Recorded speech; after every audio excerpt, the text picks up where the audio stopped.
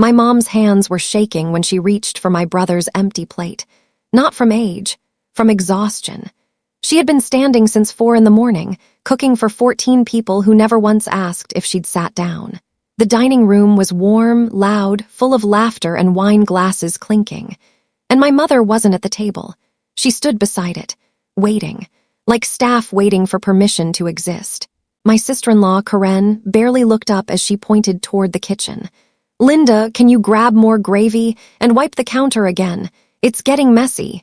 My mother nodded automatically. "Yes, of course." No hesitation, no protest. Just obedience.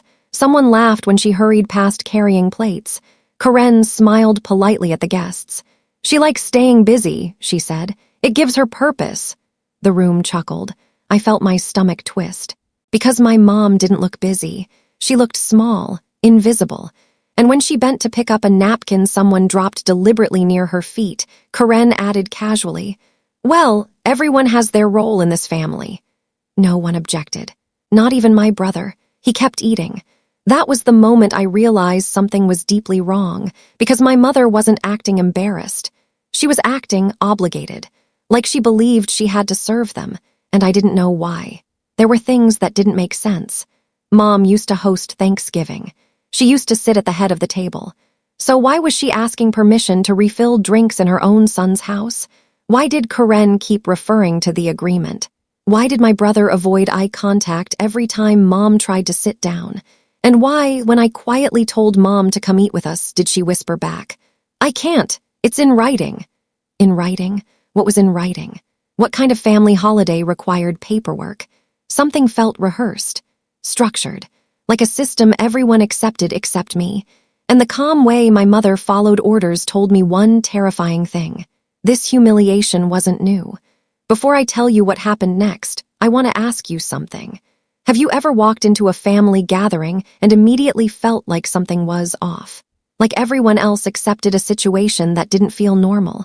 Tell me where you're watching from today. What time is it? And if stories about family dynamics, hidden control, and real emotional turning points resonate with you, like and subscribe.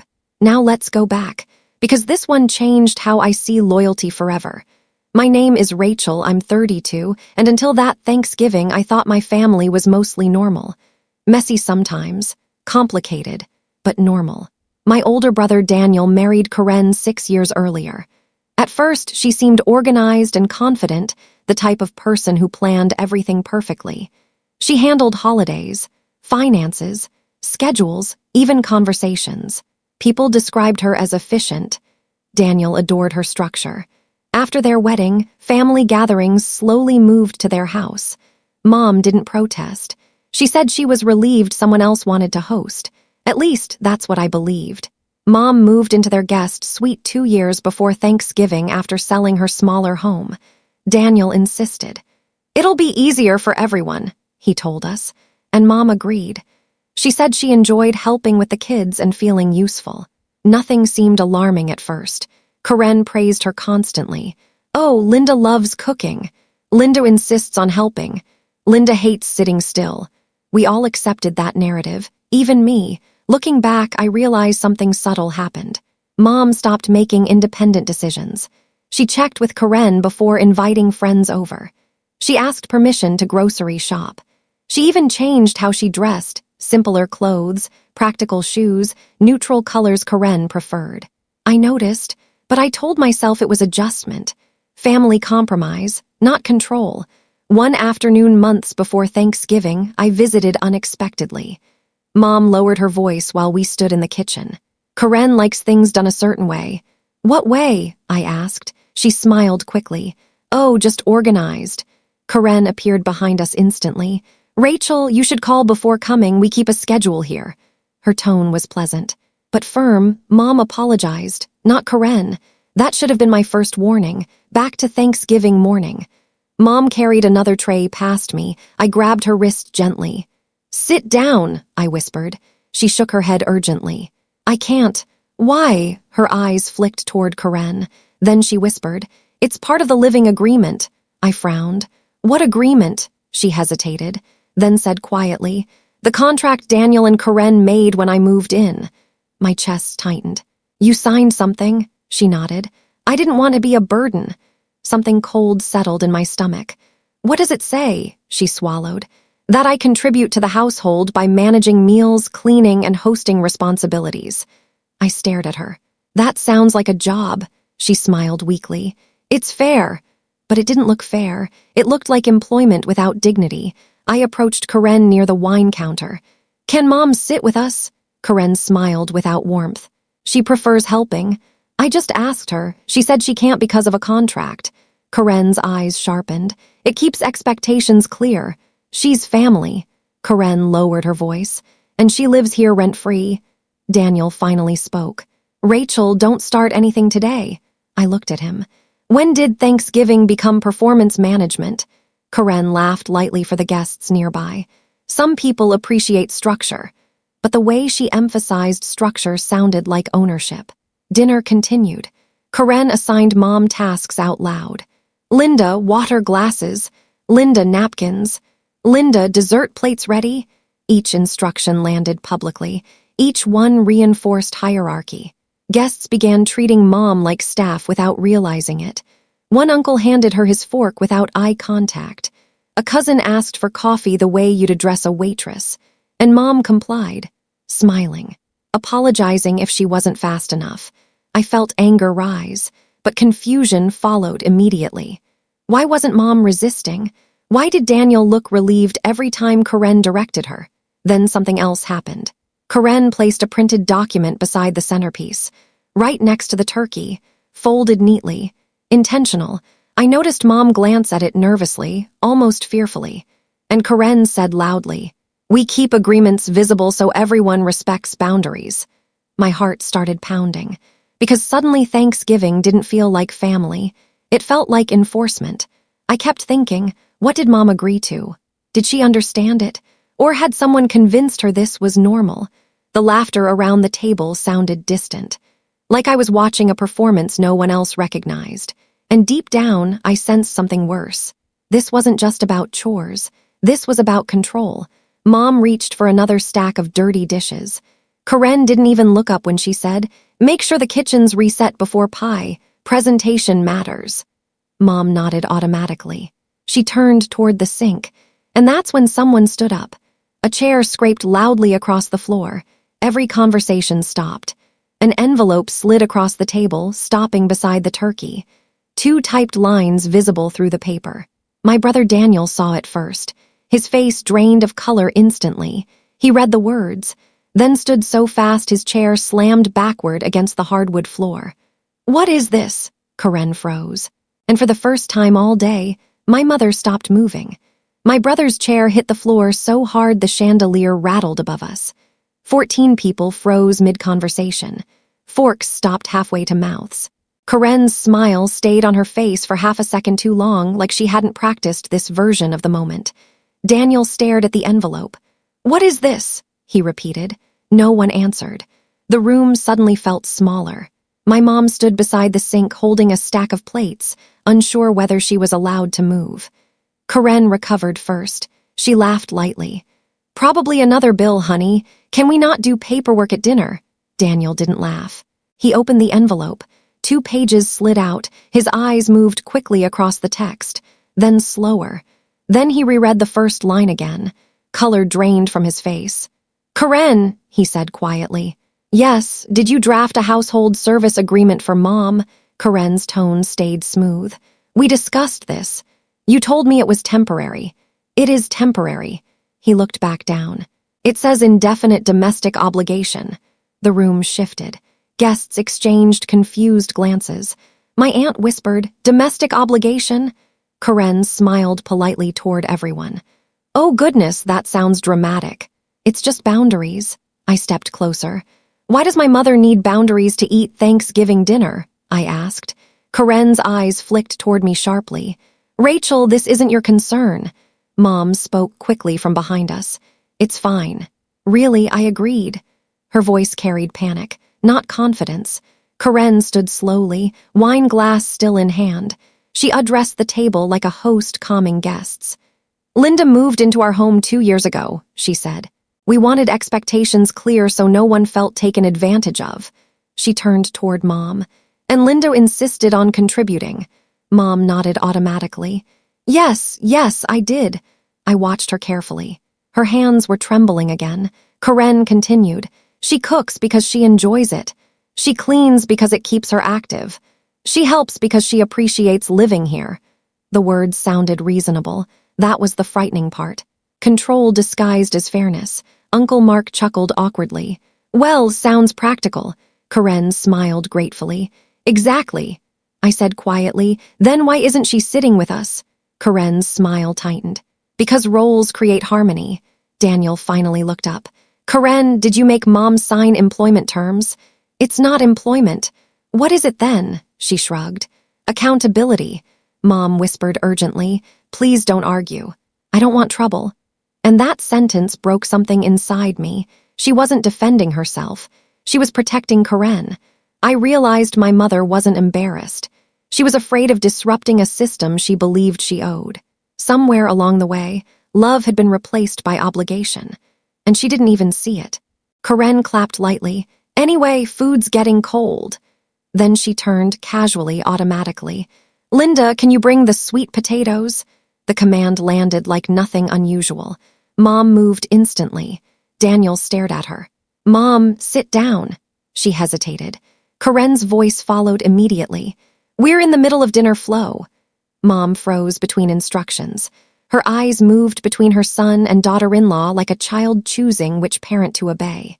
Then she whispered, I'll just finish serving first, and walked away. Daniel watched her go. Something changed behind his eyes. My cousin leaned toward me. Has she always done this? No, I said quietly. Karen overheard. She likes structure, she repeated sharply. Another guest asked, Wait, she lives here full-time. Karen nodded proudly. Yes, and we've created a system that works beautifully. Mom returned carrying dishes heavier than she should have been lifting. Karen inspected the placement. Not there, Linda. Presentation matters. Mom adjusted instantly. Sorry. I felt heat rise behind my eyes. 14 people, one servant, and everyone slowly realizing it. Daniel suddenly stood again. No, the room fell silent. He lifted the paper. I want to read this. Karen's voice sharpened. That's unnecessary. I'm reading it. He began aloud. Resident agrees to perform daily cooking, cleaning, hosting, and household maintenance in exchange for continued housing. Gasps spread around the table. Mom whispered desperately. Daniel, please, he continued. Failure to comply may result in termination of residency. The words echoed. Termination, residency, legal language, not family language. Karen set her glass down harder than intended. You're humiliating me. Daniel looked stunned. I'm humiliating you. You agreed this helped everyone. Karen snapped. I agreed Mom would help voluntarily. She does help voluntarily. Daniel raised the paper. This reads like employment under threat. Karen's voice lowered dangerously. She signed it.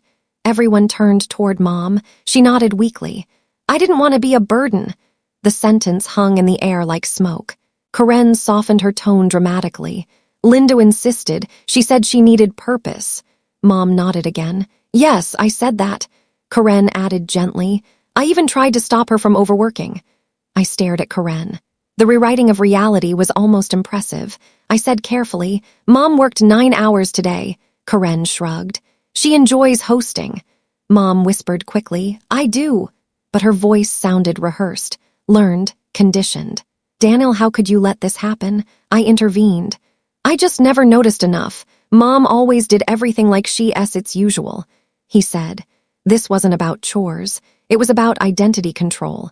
Karen had slowly convinced my mother that her value depended on service. Mom reached for another stack of dirty plates. Her knees buckled slightly. She grabbed the counter to steady herself. No one moved, except Karen, who said calmly, Linda, guests can see the kitchen from here. Try to keep posture upright. I stepped forward immediately. That's enough. Karen's eyes hardened. You're creating tension. She's exhausted. Karen smiled coldly. She agreed to responsibilities. Daniel's voice cracked. She's 71. Karen replied instantly, and living comfortably because of us. The room went silent again, because now everyone heard it. The unspoken debt. Mom whispered. They've been good to me. I knelt beside her. Mom, are you happy? She hesitated, long enough to answer without words. Karen stepped closer. This interrogation stops now. Daniel turned toward her slowly. Did you ever tell Mom this contract wasn't legally binding? Karen froze, just slightly, and that was enough. Daniel flipped to the last page. There's no lawyer's signature. Karen said nothing. No witness. Silence. No notarization. My heart started racing. He looked up slowly. This isn't a legal agreement. Karen's composure cracked for the first time. It didn't need to be. Daniel stared at her. Then why make her believe it was? And suddenly, everything made sense. Mom wasn't helping voluntarily. She had been manipulated into believing she owed labor to stay loved. Daniel dropped the contract onto the table. His voice came out low. Karen, what else have you told my mother she was required to do? Karen didn't answer. Instead, she said quietly, You really want to do this in front of everyone. And that was when I realized the real humiliation hadn't even started yet. Because Karen wasn't afraid of the truth. She was preparing to fight back. Karen didn't panic when Daniel said the contract wasn't legal. She smiled, not warmly, strategically, like someone who had already rehearsed this exact moment. She folded her hands calmly on the table. It didn't need to be legal, she said. 14 people stared at her. Daniel blinked. What does that even mean? Karen exhaled slowly. It was an understanding. I felt anger rise immediately. You told my mother she could lose her home if she didn't comply. Karen turned toward me. No, I told her contribution builds respect. Mom whispered quickly. She never forced me. Karen nodded approvingly. Thank you, Linda. That approval hit harder than any insult, because Mom looked relieved after receiving it. Karen stood and addressed the room again. You're all misunderstanding something. She gestured toward Mom. When Linda moved in, she was lonely, depressed, lost after selling her house. Mom nodded faintly. Karen continued smoothly. She asked for structure. Daniel frowned. She asked to be treated like staff, he asked. Karen tilted her head. Language matters. Then she said the sentence that shifted everything. Some people feel secure when expectations are clear. The guests began nodding slowly again. I watched in disbelief. She was rebuilding the narrative in real time. And people were accepting it. Karen turned toward Mom gently. Linda, tell them you wanted this. Mom hesitated. The room waited. I could almost see the pressure forming around her. Karen smiled reassuringly. You told me helping gave you dignity. Mom's voice came out small. Yes, I said that. Karen nodded triumphantly. There you go. Daniel stared at his mother. Mom, do you actually believe you have to earn your place here? Mom's eyes filled with tears. I don't want to be a burden. Karen immediately stepped closer and placed a hand on Mom's shoulder. No one said burden, but she didn't remove the implication either. That's when I understood Karen's real skill. She never openly insulted Mom. She created an environment where Mom insulted herself, and everyone else called it kindness. Karen suddenly clapped lightly again. Let's finish dinner. Then she turned automatically. Linda, dessert service? Mom moved instinctively. Daniel stood. Stop. Mom froze. Karen's tone hardened. Daniel, you're embarrassing her. I'm protecting her. Karen laughed softly. From helping, the guests shifted uncomfortably. No one wanted conflict, and Karen knew that. Come on, Daniel, it's just a bit more work today. Nothing new that you're being dramatic. Daniel frowned. Exactly, I never noticed how much Mom works every day. Karen shrugged. Let's not keep the guests waiting, shall we? Daniel's voice rose slightly. You made her believe she could be evicted. Karen crossed her arms. She lives under our roof. She almost shouted this time. It's her money paying half this house, Daniel said. Karen's eyes flashed. Oh, please, that was a gift, she chuckled. No, you dumb woman, Daniel said slowly. It was an investment transfer. Silence hit again. I turned toward Mom. You helped buy this house? I asked. Mom looked terrified. Karen answered for her. Yes, Linda contributed voluntarily. Daniel's voice shook. You told me the down payment was from your inheritance. Karen didn't reply. Instead, she said, Can we let this go and move on now? I interrupted. What? Daniel, what is going on? Did you never talk about this with Mom? I trusted Linda, he said. Daniel grabbed another document from the envelope. What is this transfer record? The attorney's name appeared at the top. Mom whispered, I signed papers when I moved in, Karen interrupted quickly. We simplified finances. Daniel read aloud. $280,000 transferred from Mom's retirement account. Gasps spread around the table. My chest tightened. Karen lifted her chin. It was for family stability. Daniel stared at her. You told me we refinanced. Karen's voice turned sharp. I protected us. You lied. I managed reality. Karen's calm mask finally cracked. She lowered her voice. If Linda doesn't like the arrangement, she's free to leave. Mom panicked immediately. Oh no, I don't want to leave. I felt rage spike. You convinced her she had nowhere else. Karen looked directly at me. She doesn't. The room went silent again. Karen continued quietly. Selling her house was her decision. Mom whispered. You said it would make things easier. Karen nodded. And it did. Daniel looked horrified. You removed her independence. Karen replied coldly. I created security. Karen leaned toward Mom. Linda, have I ever denied you food? No, comfort. No, family. Mom shook her head weakly. Karen turned to everyone. Then why am I being treated like a villain? Several guests avoided eye contact, because suddenly it looked complicated, not obvious abuse, which made it harder to confront, exactly how Karen designed it. Karen's voice sharpened. Rachel has always resented our household. I blinked. What? She visits rarely but criticizes constantly. Daniel looked confused. That's not true. Karen pressed forward. She never helps, never contributes, yet suddenly she's an expert on family dynamics. The attack shifted toward me, strategic diversion. I felt every guest watching, judging.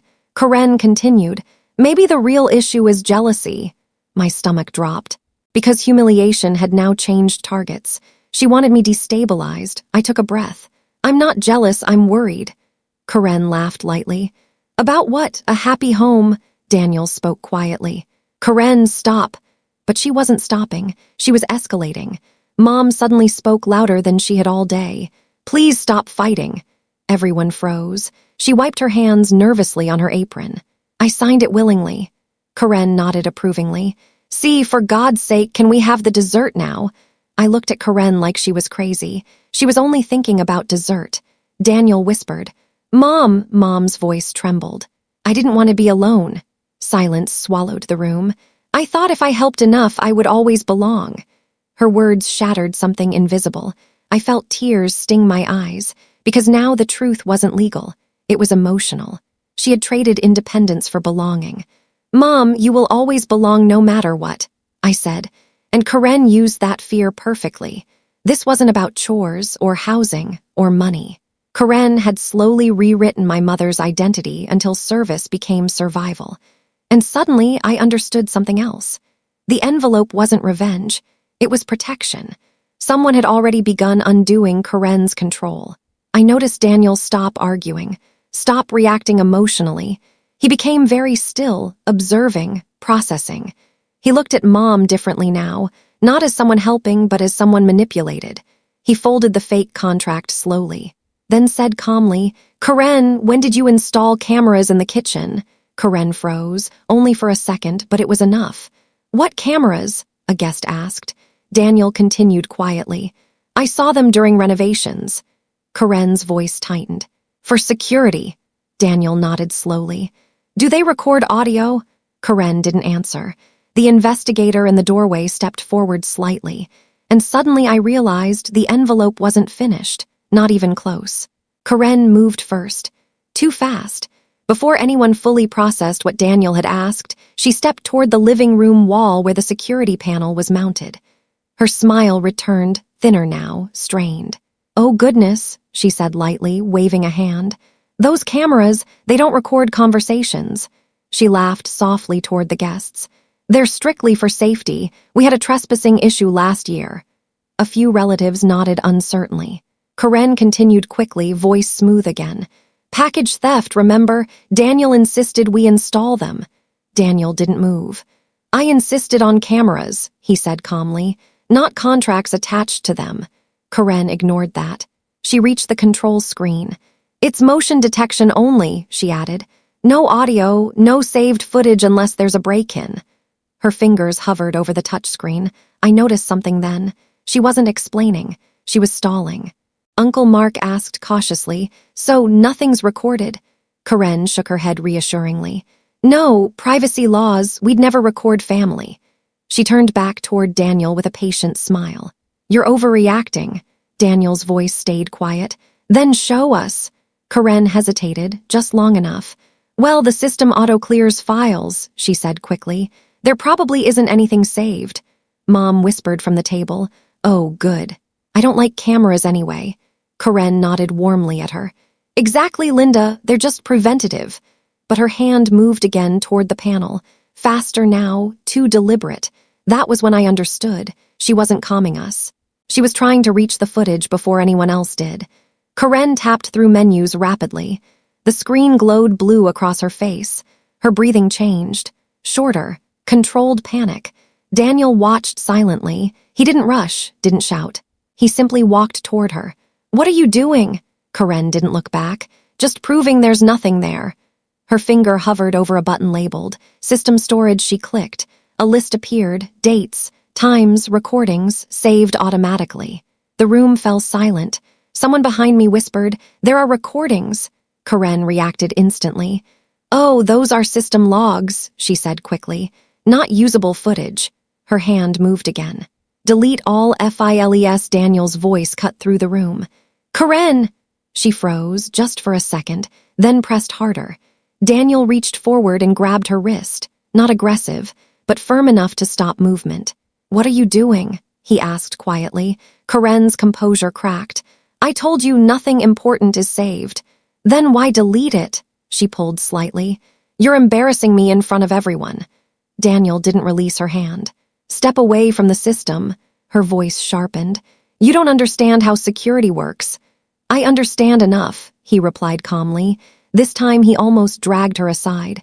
You're trying to erase something. Guests stood now, chairs scraping softly. The tension changed from awkward family disagreement to undeniable confrontation. She turned toward the room dramatically. Is anyone else uncomfortable with this interrogation? Silence answered her. No one defended her. She looked back at Daniel, lower voice, urgent. You're choosing them over your wife. Daniel's reply came almost gently. I'm choosing truth. She tried once more to reach the screen. Daniel stepped fully between her and the panel.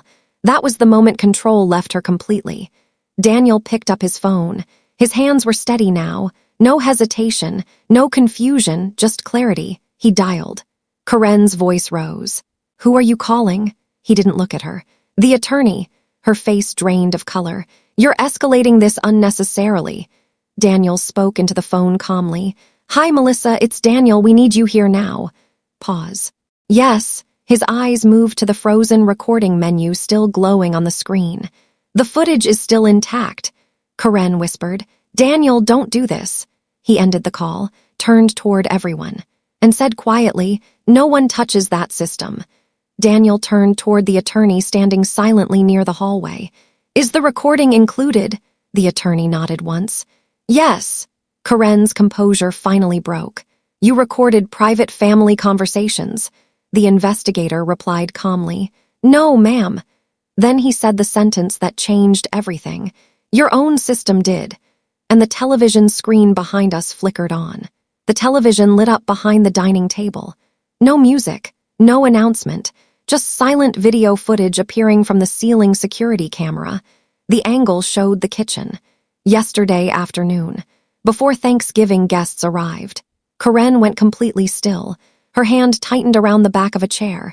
Daniel didn't sit. Neither did I. Mom looked confused. What is that? The investigator answered gently. Home security recording. Karen's voice snapped. You cannot play private footage.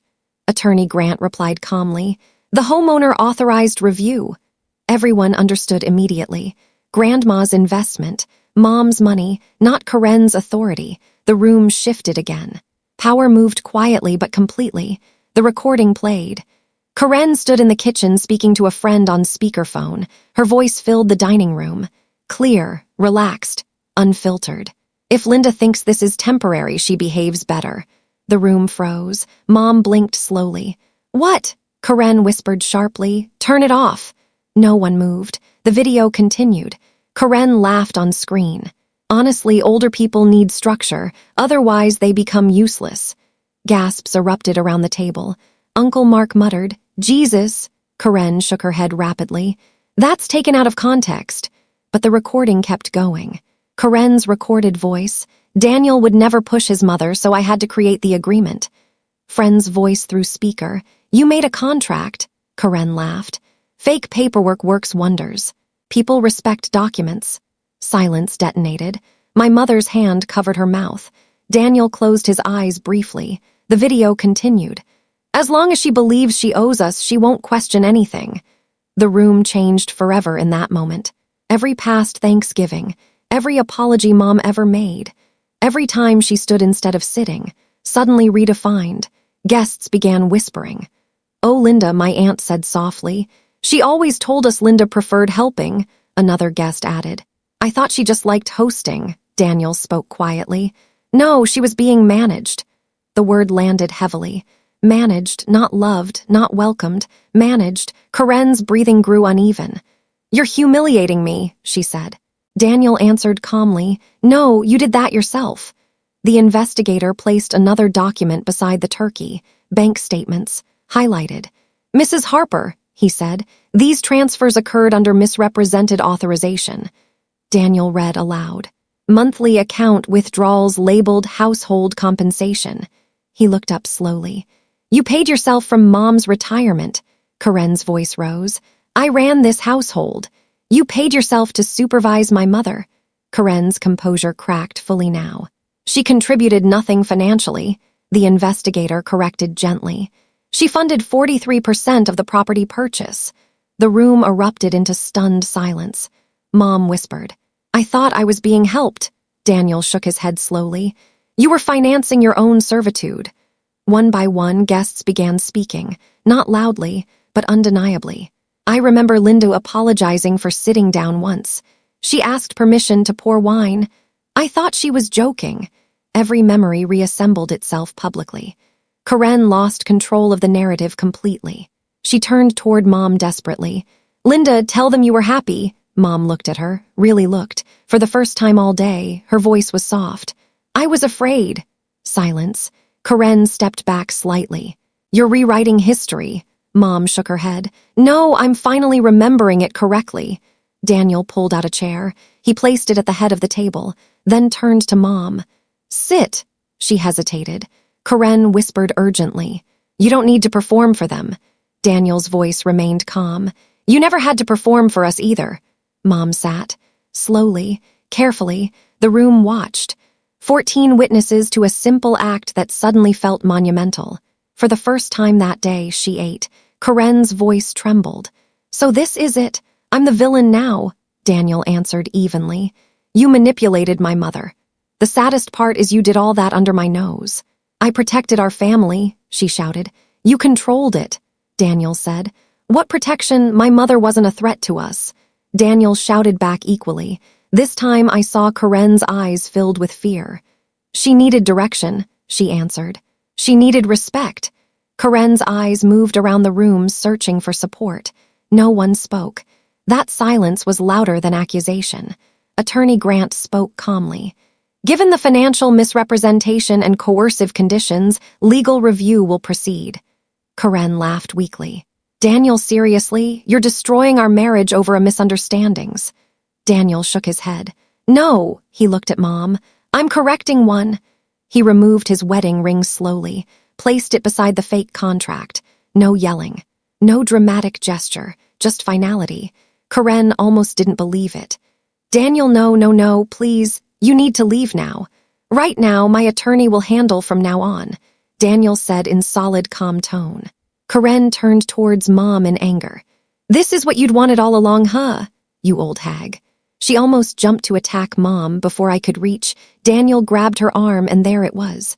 A slap right on her face. She watched in disbelief. My brother, who had never laid a finger on her, not even shouted. He looked like a totally different person, because he was well aware now, not blinded by Karen. The blindfold was removed, completely, piece by piece. I trusted you with everything, Karen. You didn't just humiliated my mother, you lied, manipulated, and controlled both of us. Then he turned towards my mother. Mom, I have no words to apologize. Why didn't you ever say something? Mom's eyes were wet, like a filled bottle finally pouring out. I am sorry I couldn't see it sooner. Mom hugged him. I just wanted you to be happy with her, someone whispered. Oh, mothers always looking out for their kids. My aunt said, Linda dear, you could have shared. Karen packed her purse without speaking. No one stopped her. When she reached the door, she turned once. I gave everything to this family. Mom answered gently. You took more than you realized and you're not even sorry. Karen left, and the house felt larger immediately. Guests sat quietly eating pie minutes later, not celebratory, not joyful, just different. Mom laughed softly at something my cousin said. The sound felt unfamiliar, like hearing a voice return after years of silence. Mom lives in her own condo now, sunlight everywhere, plants she chooses herself. She cooks when she wants, orders takeout when she doesn't. The first Thanksgiving after everything, she sat before anyone else arrived.